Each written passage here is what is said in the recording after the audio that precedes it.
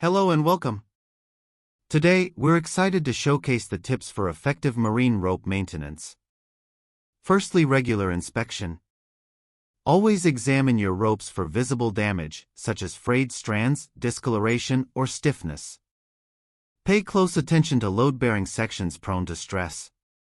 Secondly, proper cleaning. Rinse marine ropes with freshwater after every use to remove salt deposits.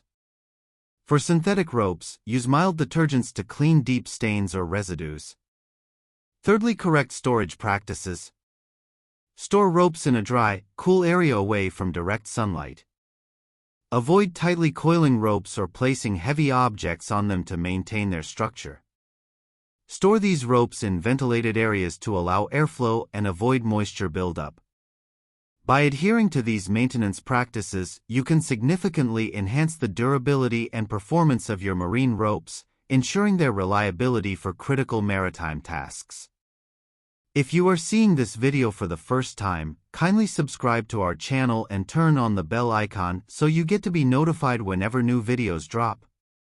For more information on the tips for effective marine rope maintenance, reach us at gz-supplies.com or email us at sales@gz-supplies.com.